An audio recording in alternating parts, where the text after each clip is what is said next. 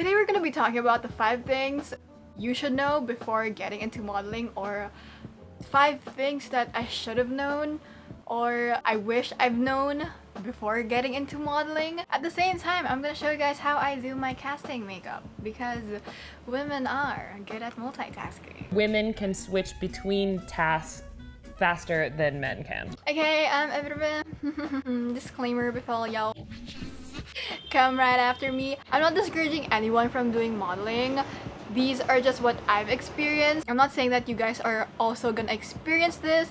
These are just my experiences since I started modeling, and I've been doing a lot of commercials, photo shoots, and a tiny bit of runway. So here are just my advices to you if you need it or it's gonna help. Okay, so first I'm just gonna put on some foundation. On a regular basis, I don't put foundation because ugh. First is modeling is not for everyone. And we're just gonna blend that using a random sponge that I found somewhere. Okay, so modeling is not for everyone, obviously, because the industry is, how would I say this? It can be very rude and straightforward, and it's not as glamorous as the media portrays it to be. People can be brutally fucking honest, as in they won't sugarcoat anything that they say to you. It's an industry that focuses on your appearance, so everyone is always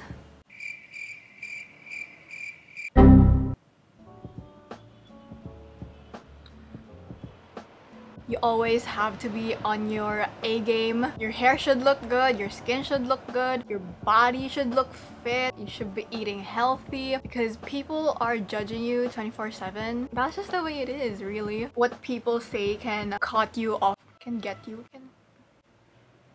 Also, why modeling isn't for everyone, because it involves a lot of waiting, from castings to fashion shows to everything. Seriously, you have to wait a lot before getting your turn or something. There was this one time I went to a casting for a runway show. I know I'm not that tall for runway because I'm only 5'6", but the minimum height was 5'6", so might as well shoot my shot. Then I was, I think, number 158. So I remember waiting almost 3 hours. I got shortlisted and I had to wait for another hour to wait for everyone to get finished. That was the time that everyone was gonna get cut and on the spot get you for the show. Oh my gosh, I was the freaking shortest. And I remember it was only 2 of us that were 5'6". I was the one who didn't get it. Which leads me to point number 2. You should have thick skin. That's why my sensitive little ass developed having thick skin, as thick as a wall. If you don't have thick skin, everything that people will say will get to you, and you shouldn't take what other people say personally, because they're just doing their job and that's just how stuff works. That's why I take everything that people say to me, every criticism, every point about what I look like, what my body looks like, with a grain of salt. Pam, pam, pam, pam. Bang, bang, bang, bang. And not take it personally, because you can't please everyone. There was this one time I went to a runway casting, and again, I don't know, runway castings are so brutal.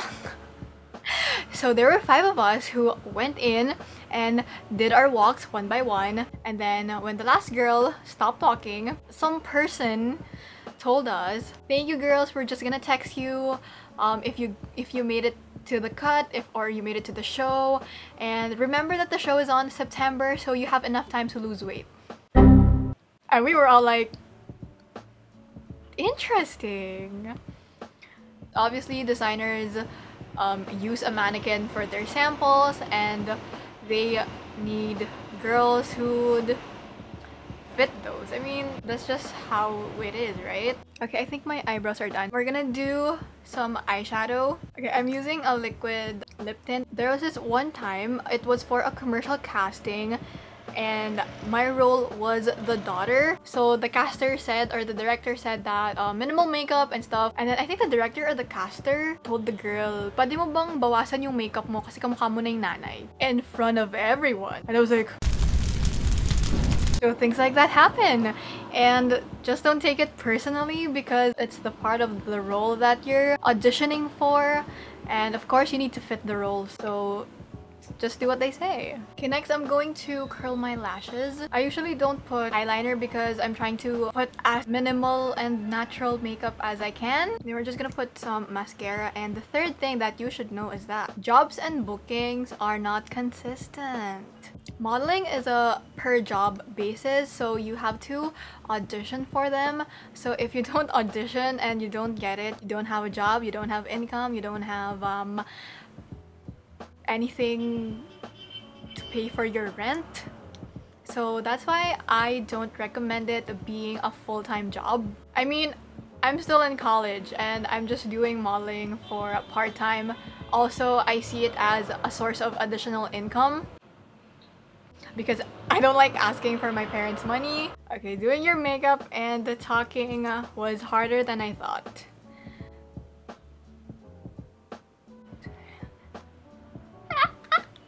This is too much. This is a lot.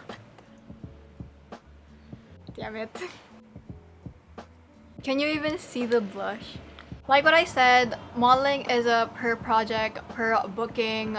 Well, if you get the booking basis. So if you don't get the job, you don't have a job. You always have to do a lot of castings and auditions.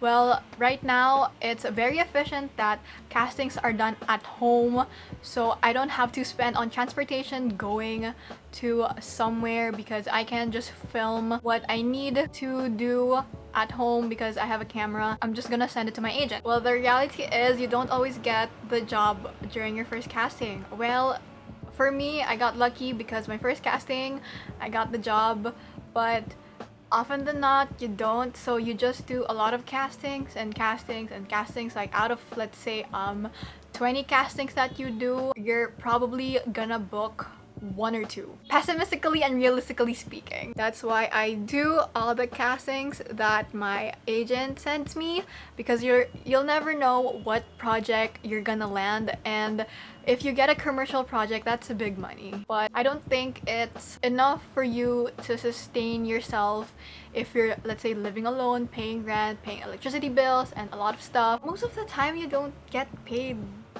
on the spot, like, here's your money. No, you wait quite a while before you get paid. Okay, the next thing you need to know are about test shoots, because test shoots are not paid. Test shoots are a collaboration among creatives like the model, the photographer, a makeup artist. It helps everyone with their portfolio. You need to show people your work. Also, test shoots are helpful in the sense that it helps you get to know more about your best angles, poses, emotions, and how to portray yourself in front of the camera, stuff like that.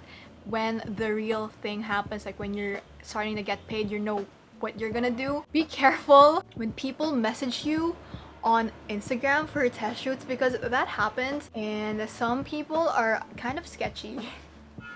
It's better to be safe than sorry. You don't know what can happen. That's why when I do these, I look at the person's profile to see their work, or ask my friends if they know this photographer, if they've done a shoot with them. You won't know if it's a scam or not. Also, I would have someone accompany me, and usually that's fine. If someone says it's not, then don't do it. You don't have anything to lose. Why is my face like this? Oh, this color is so pretty. Smooth lippies. Okay, so before my final point, here's what it looks like. Really, it can't get any natural than this. Okay, so my last point is that social media is definitely gonna take a toll on your mental health. I mean, even if you're not modeling, I know that social media can have a toll on someone's mental health, but sometimes people ask for your social media handle. Of course, they want to see your work. If you don't post often and see what you're doing, because if you don't post, you won't get noticed. I know this is so bad, but I find myself comparing to other models, like, why I'm not skinny enough, why am I not tall enough? Okay, the tall part, you can't fight that because I already stopped growing, so this is my height forever. So I can't really do anything about that. The point is, you need to be aware when your thoughts are doing that, or when you start comparing yourself to other people, because it's gonna crush you. Like, it's gonna crush your self-esteem and how you're gonna look at yourself, and you don't need that stuff. You're not gonna grow as a model or an individual in general if you keep comparing yourself to others, keep comparing what they look like, their achievements, their where they are in life, because the thing is, you are unique and you should be doing you. I think the important thing is you keep learning, you keep growing, you keep improving yourself. I'm trying to stop doing that even with my own channel. So yeah, that's all of my insights for you today. I hope you learned something from this. Please, if you like this video, give it a thumbs up. Comment anything to help me with the algorithm. Anything, like seriously, comment anything, and subscribe to my channel if you haven't, and I will see you next time. Bye bye.